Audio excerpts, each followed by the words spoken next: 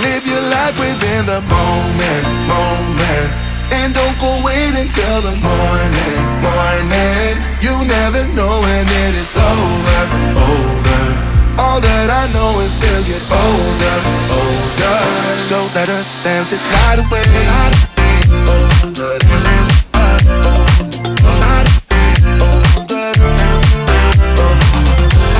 Good morning and welcome back to the channel. I hope that you guys are doing well and you are looking forward to today's episode because, like I mentioned in last week's video, I am going to be showing you guys a room in our house that you have never seen before, and that is our home office. I am actually sitting in here right now. This is my desk and this is the space where I spend a good majority of my time. If I'm not out on the back porch or if I'm not sleeping, more than likely I am in this room. So both Mark and I work from home 100% of the time. So we work from home in here, and then in addition to that, this is where I do all of my video editing, I do all of my newsletter writing and blog writing and content development. A good majority of my day is spent in this space, and I thought that I would show it to you guys because I've never showed it to you before.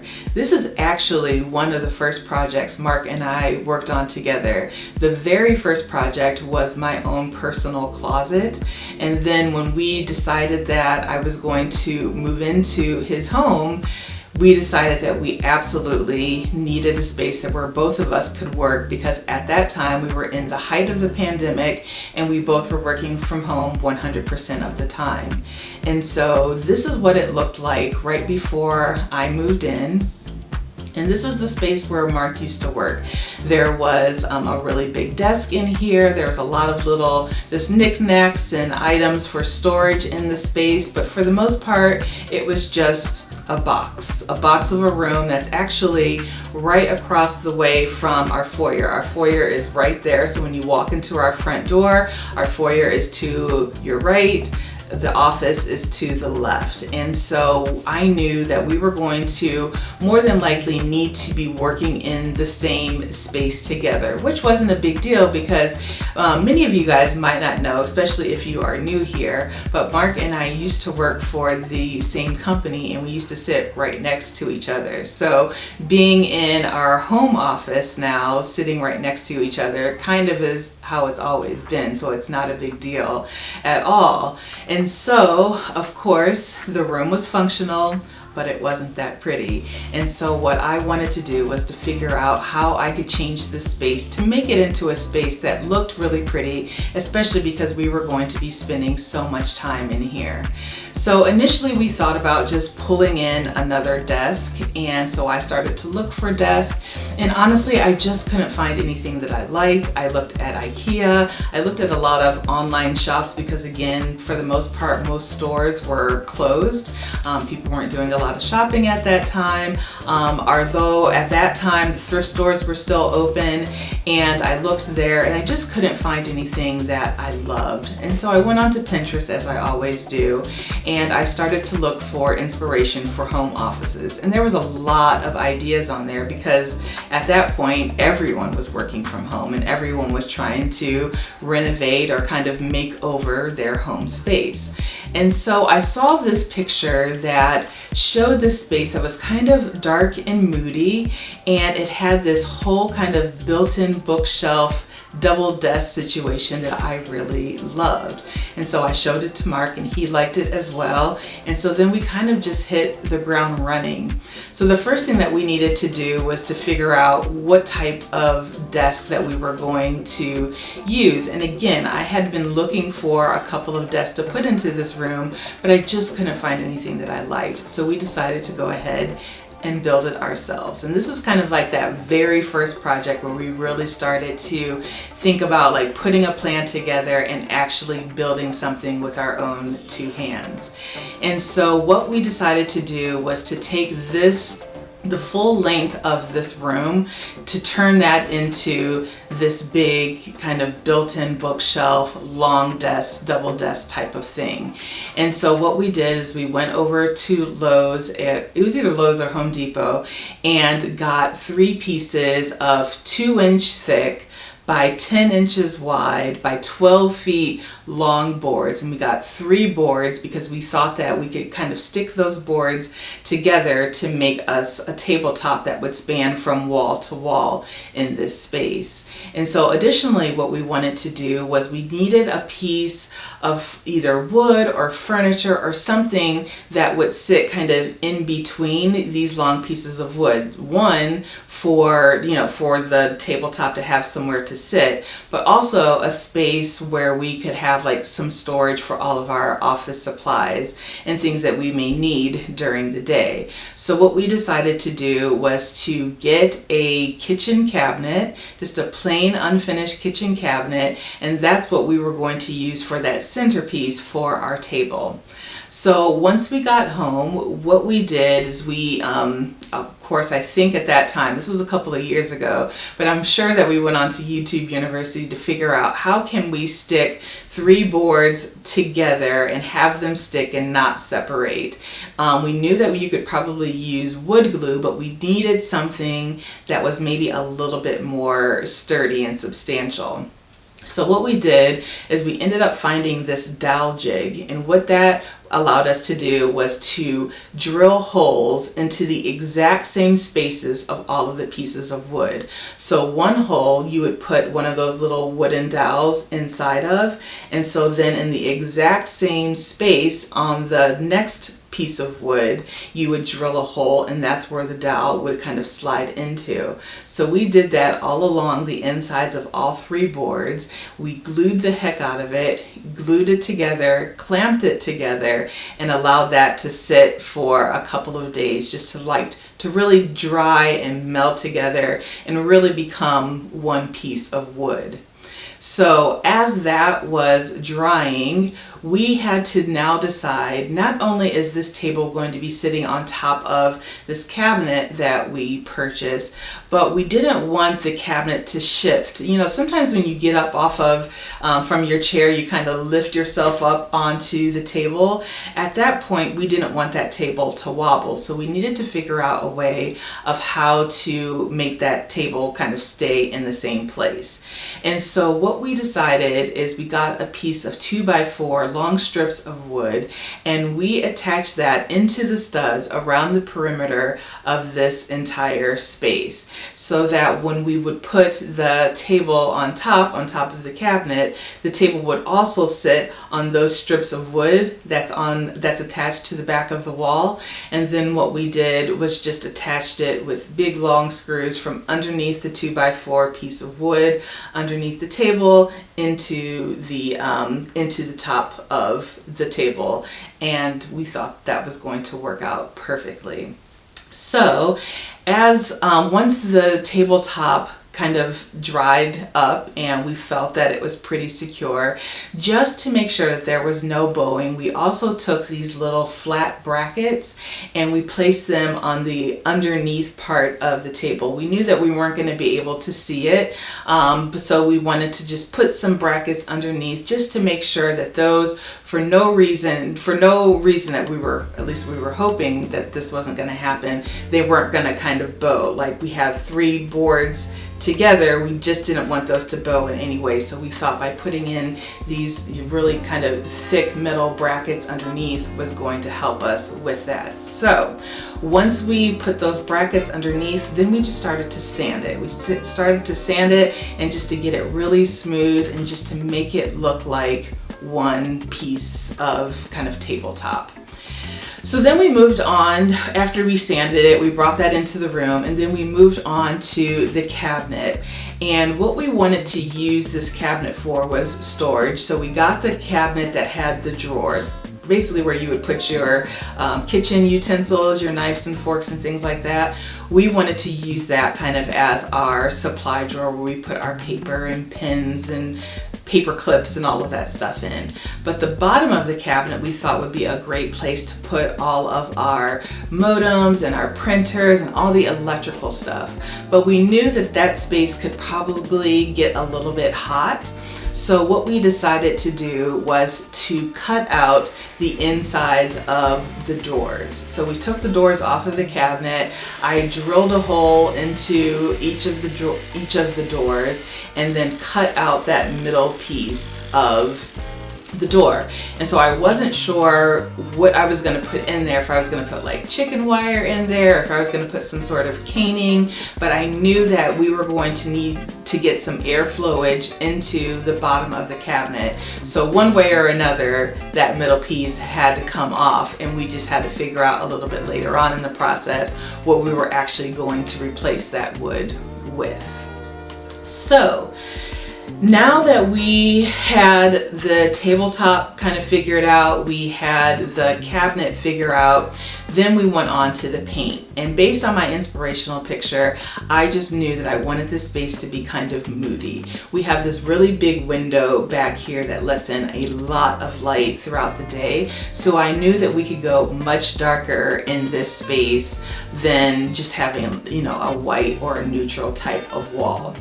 So we went over to, I can't remember I think it was Home Depot, and we started to look at all of the paint swatches, and I was thinking of maybe doing like a navy. I thought about doing maybe like a burgundy or a maroon color, and then we ended up seeing a bunch of the greens, and both Mark and I really liked those swatches that we saw. So we brought them home and put them on the wall and just kind of lived with them, looking at them in different light to see which one that we liked. And I have to look because I can't remember the color that we went with.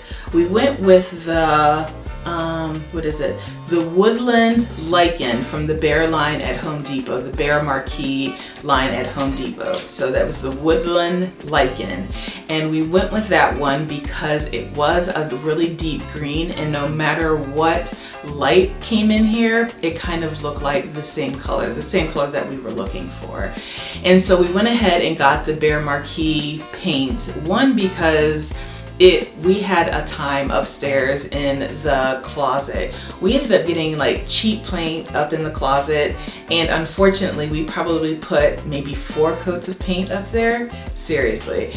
And so here for this space we decided that we were going to spend a little bit more. The Bear Marquee paint I think is around $55-$60 a gallon, and so we were going to go ahead and spend the money on some good paint so that we only had to do 1 coat. But because this color was as much darker than anything else that we had in the house, we did put on a 2nd coat just to make sure it was nice and coated.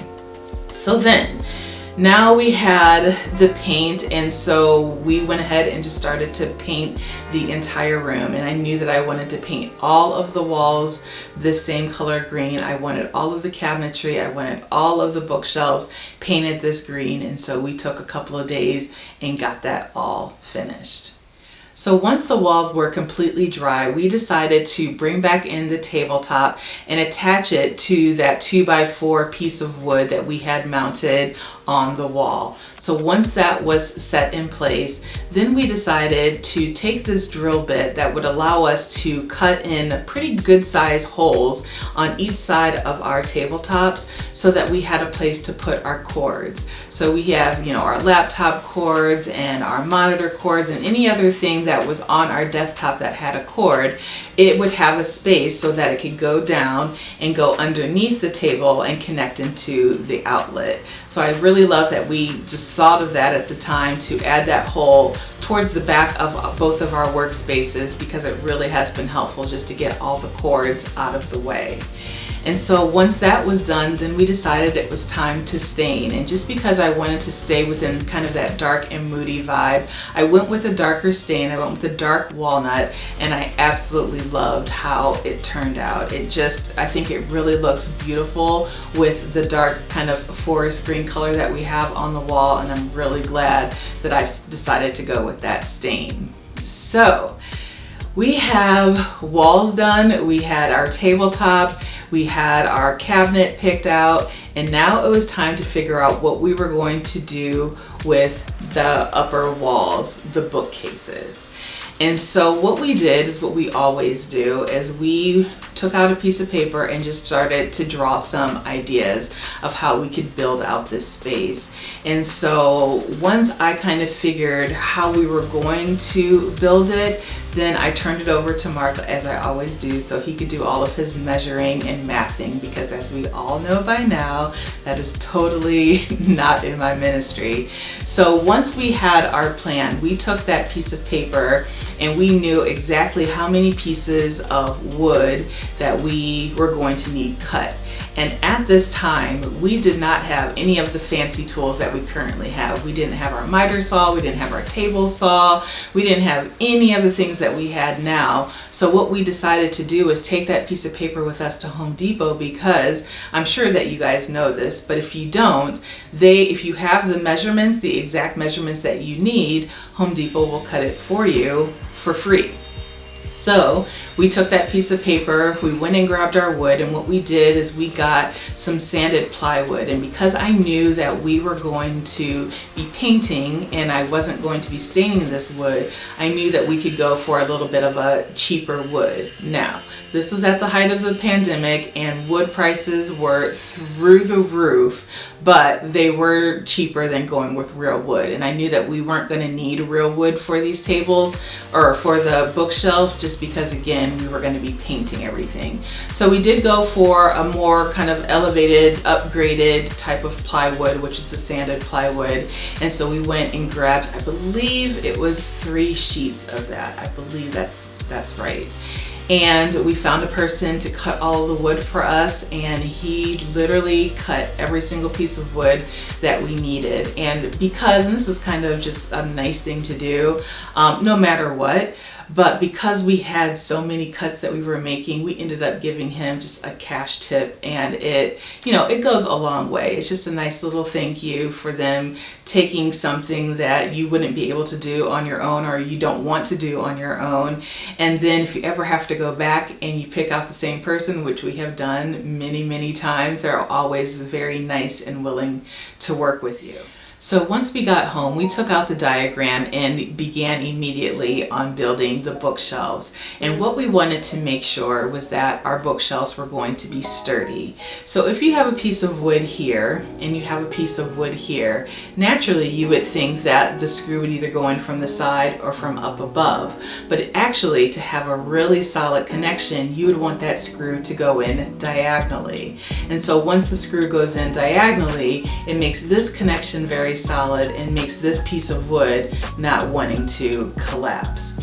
And so in order to get those diagonal holes, you have to use what is called a jig, a pocket screw jig.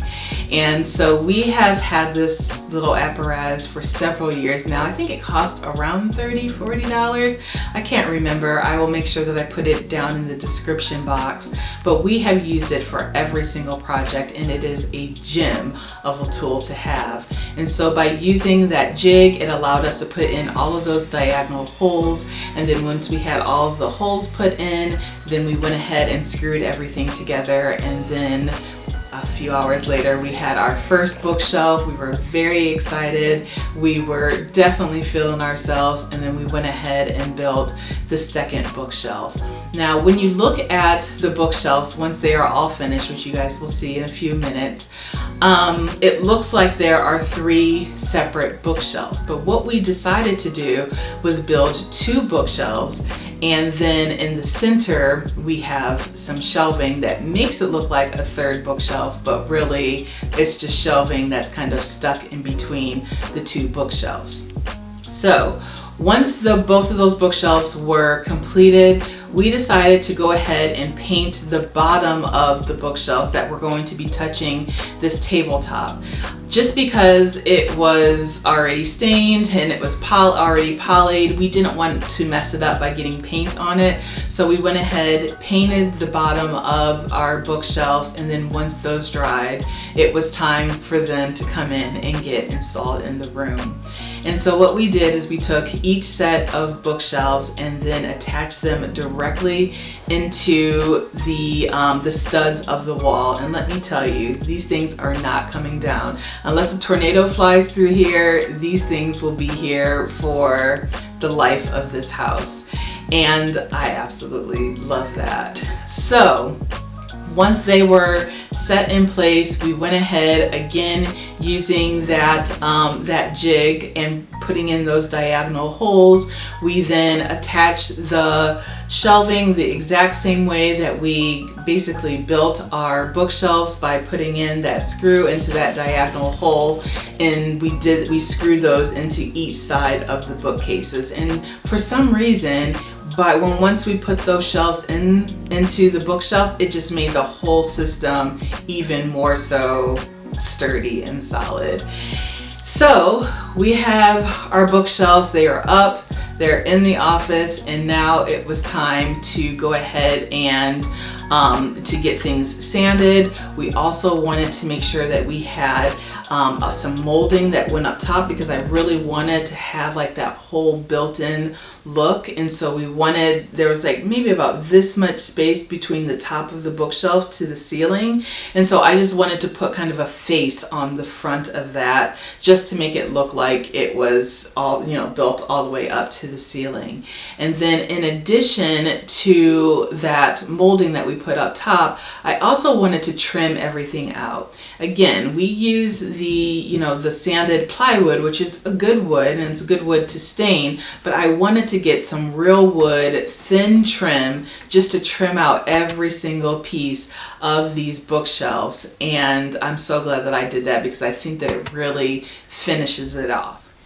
So once we got the molding up, I got all of the trim up, then I went around with wood putty and filled in all of the holes.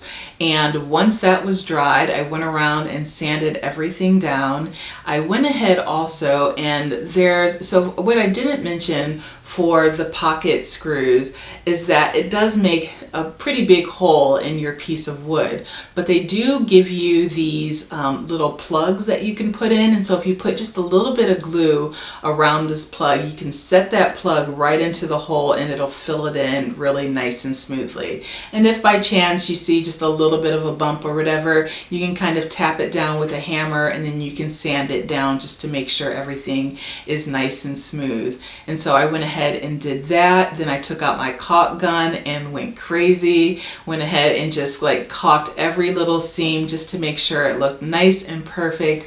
And it really did look like that built-in piece that I was wanting this space to look like. So once that was all done and dried, it was time to paint. And so we painted everything that same colored green. We painted all of the trim, all of the shelving, as well as the molding. And I think that it just turned out absolutely beautifully. So one final thing that we hadn't done yet was figured out what we were going to do with the cabinet doors. And so I ended up finding some really beautiful caning on Etsy.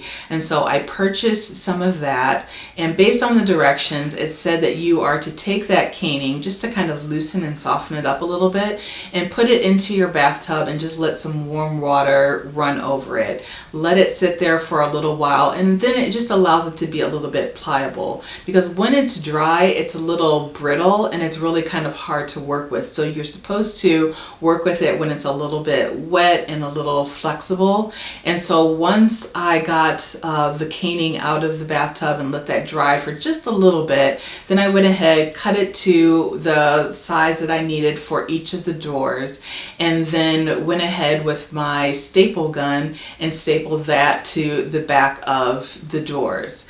And so then I went ahead, put the doors onto the cabinet just to allow that caning to really dry. And what happens once the caning really dries, then it kind of gets really taut and tight, and it just makes it look really nice. And so once that was fully dried, then I went down with that same green paint and painted all of the cabinets, painted the cabinet, or painted the doors, as well as the caning, and I think that it just turned out beautifully. So this is what this whole system looked like a couple of years ago once we finished it.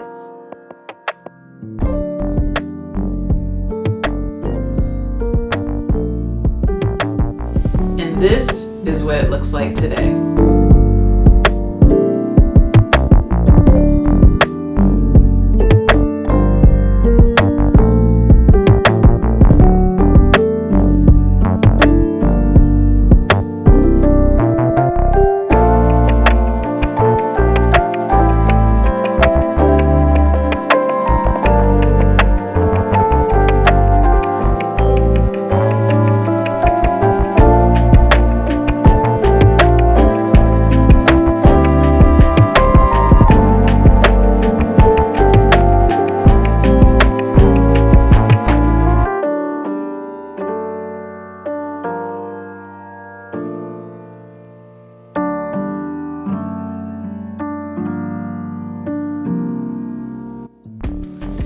just love how it turned out. It's just kind of funny that 2 years ago, just thinking back, we didn't know anything about anything, and we were able to create something as beautiful as this.